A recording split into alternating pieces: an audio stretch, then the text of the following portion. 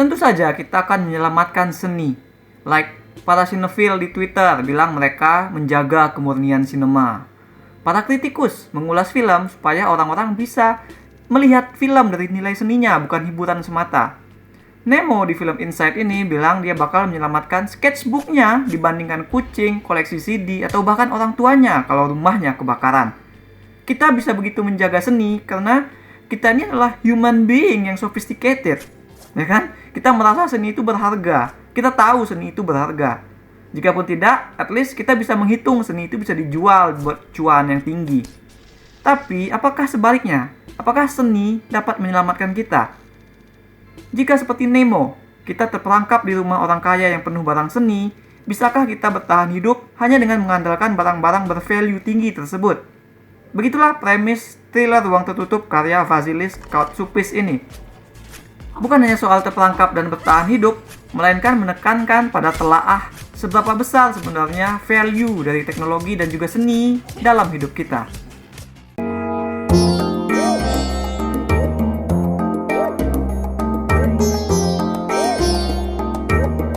Nemo yang tersebut tadi adalah protagonis cerita.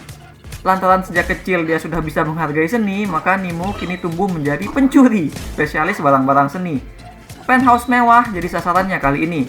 Nemo menyusup lewat balkon dan berhasil menggasak beberapa lukisan, sebelum akhirnya langkahnya terhenti oleh sistem keamanan. Nemo terperangkap, semua akses terkunci dan dia nggak bisa kabur. Tapi nasib Nemo bakal lebih buruk daripada ketangkap polisi, karena penthouse itu ditinggal untuk waktu yang lama oleh pemiliknya, sehingga hanya ada sedikit sekali makanan di sana. Gas dan air juga nggak nyala. Opsi yang terbatas banget itu diperparah oleh sistem suhu rumah yang secara random berubah dari cuaca yang dingin banget sampai ke panas banget. Nemo harus menggunakan akalnya untuk menciptakan sendiri jalan keluar, sembari mikirin cara buat bertahan hidup. Sebab semakin lama di sana, fisik dan mentalnya semakin berkurang. Desain produksi film ini really did a great job menunjang ide menarik yang disajikan. Penthouse yang berisi barang-barang mewah itu di satu sisi berhasil dihadirkan begitu klasik dan memikat, kayak isi dalam sebuah spaceship mutakhir. Tapi di sisi lain juga terasa benar-benar cuek, dingin gitu, persis kayak anak tajir kompleks sebelah yang sombong abis. Kita akan ikut bersama Nemo mempelajari apa-apa saja yang bisa dilakukan oleh tempat itu. Sebagian dari mereka akan diutak-atik oleh Nemo, dijadikan alat untuk survive. Mulai dari akuarium hingga bak mandi super besar sehingga jadi kayak kolam kecil itu, semua benda yang kita lihat akan digunakan dalam cerita. Akan ada fungsinya masing-masing bagi Nemo. Jadi menariknya film ini memang datang dari gimana Nemo berusaha survive dengan alat seadanya. Yang ironisnya adalah, alat-alat itu sebenarnya jauh dari kata seadanya. Mereka ini alat-alat canggih. Namun tetap saja alat-alat itu nggak bisa membantu Nemo yang terperangkap, kecuali Nemo berhasil memikirkan cara untuk membuat mereka menjadi something else. Di paruh akhir, film juga menawarkan sedikit misteri. Lukisan self-portrait yang jadi alasan utama Nemo mencuri ke sini, ternyata tidak tergantung pada tempatnya, melainkan ada di tempat lain nanti, di ruangan rahasia. Nah, film lantas masuk ke vibe yang lebih dreamy, lebih surreal saat membahas ini, dan ini juga selaras dengan state of mind-nya Nemo yang juga mulai, ya katakanlah, sinting. Penthouse itu memang lantas jadi simbol-simbol yang memfasilitasi gagasan cerita, yaitu soal seni dan teknologi, value-nya apa bagi manusia, ya kan? Buat Nemo, dua value ini tuh bertentangan. Menurutnya, orang kaya hanya melihat seni sebagai uang dan mereka nggak pantas untuk uang tersebut karena nggak tahu value yang sebenarnya dari seni. Makanya si Nemo mencuri barang-barang ini. Tapi langkah Nemo terhenti oleh teknologi modern yang didapat dari uang.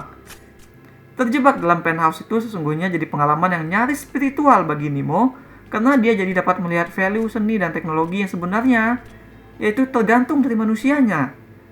Jika teknologi adalah Tuhan dan seni adalah dewa, maka Nemo menolak menjadi boneka. Nemo ini adalah pendosa yang menghancurkan semua dan membuat sesuatu yang baru dari mereka, sesuatu yang akan membuatnya mencapai surga. Dengan durasi nyaris 100 menit, film ini memang berjalan agak lambat. Tapi film tidak hadir dengan total nada filosofis, tidak berat. Justru tampak beberapa kali berusaha menjadikan tone-nya ringan.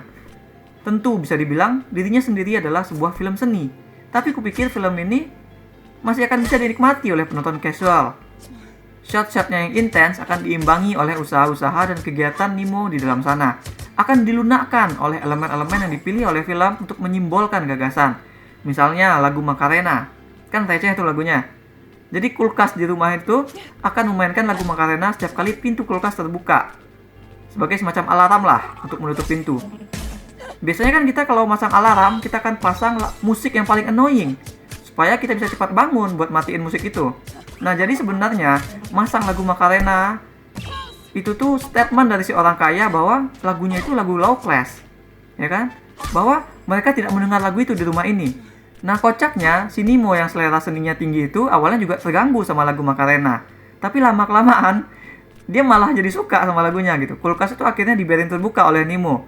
Dia ikut berdendang sembari merasakan aura dingin kulkas bikin adem ruangan.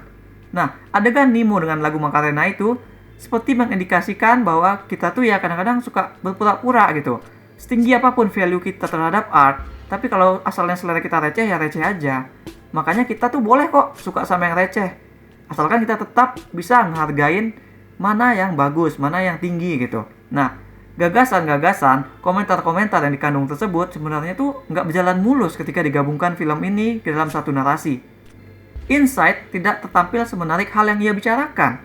Tempo yang lambat itu jadi lebih condong ke membosankan lantaran momen-momen Nemo mencoba survive terasa dipanjang-panjangin reaksinya. Nemo meringkuk setelah gagal misalnya. Feelingnya tuh kena mendalam tapi kita nggak perlu sering-sering melihat ini. Simbol-simbol itu jadi menghalangi kita dari Nemo sebagai person. Membuat film ini jadi dingin. Film harusnya lebih menekankan kepada si manusia yang berusaha bikin art dalam keadaan terdesak, only to realize art itu nggak bisa actually langsung membantunya.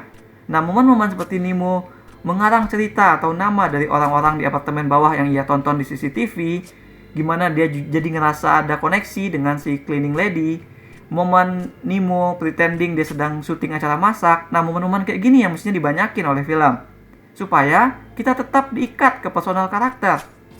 Karena bagaimanapun juga ini kan cerita tentang manusia yang terperangkap, jadi hati cerita bisa lebih kena kalau fokusnya di Nemo sebagai manusia. Lagian film ini udah punya aktor sekelas Willem Dafoe. Ya kan, nggak maksimal dong kalau nggak banyak dikasih momen-momen yang edan gitu. Dafoe di sini monolognya tuh keren banget. Aku nunggu-nunggu dia tuh ngayal apa lagi gitu, karena pengen ngelihat delivery yang dilakukan aktor ini. Dimana dia men-tackle perasaan sepi dan hopeless yang semakin besar menggorgoti karakternya ini. Yang moralnya terus ditantang. Lihat aja pas akhirnya nanti dia harus makan ikan di akuarium. Nah, selain itu Dafoe juga harus acting fisik. Nemo yang cakap dengan perkakas gradually makin lemah, dia terluka. Intensitas fisik setiap tantangan yang Nemo lalui berhasil terdeliver sempurna oleh Dafoe. Inside ini memang jadi kayak show dirinya sendiri gitu. Bisa dibilang Willem Dafoe perfect mainin Nemo, tapi film ini seperti terlalu bergantung kepada itu, sehingga malah jadi sedikit kekurangan. Kenapa? Karena ini cerita tentang orang terperangkap, yang tentunya makin hari kegilaannya semakin naik, orang yang makin mengembrace sisi barbar dirinya. Transformasi Nemo kurang nendang pada Willem Dafoe, ya kan? Kurang nendang karena kita sudah expected itu dari awal melihat dirinya gitu. Dia sudah sering image-nya tuh menjadi karakter semacam itu, udah sering si Dafoe. Fisiknya juga dibuat film tuh udah kayak renta dari awal gitu kan. Willem Dafoe meranin dengan sangat baik, tapi jadi tidak ada surprise.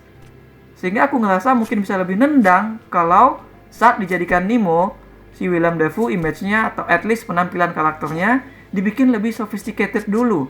Sehingga efek karakternya, transformasi karakternya lebih terasa gitu. Rasanya sudah cukup lama juga ya, nggak ada film kayak gini. Ya kan? Sebenarnya aku lebih suka film tertutup dan simbolis kayak gini ketimbang film-film universe yang gede-gede banget.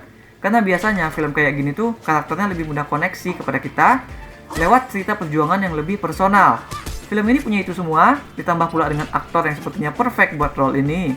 Kita hanya butuh film ini untuk melakukan hal-hal tersebut dengan lebih banyak lagi, lebih difokuskan lagi. Soalnya film ini tuh agak terlalu menekankan kepada kejadian ketimbang si karakter itu sendiri. Dengan fokus pada kejadian, sedangkan temponya lambat dan lebih tepat pada cerita yang terfokus pada karakter, nonton film ini tuh akhirnya jadi terasa agak membosankan, agak repetitif. Seakan kita pengen memotong dan mempersingkatnya sendiri. Aku berikan 6 dari 10 bintang emas untuk Inside. That's all we have for now. Apakah teknologi bisa disebut sebagai sebuah seni? Share pendapat kalian di komen. Jangan lupa hit like dan subscribe supaya gak ketinggalan review-review dan playthrough lain. Kunjungi mydesit.com untuk review yang lebih detail. Kalian bisa juga kunjungi store mydesit di chiptoloka.com. Ada banyak kaos dan pernak-pernik custom yang unik, mulai dari film, musik, game, hingga wrestling. Thanks for watching. Remember in life, there are winners and there are losers.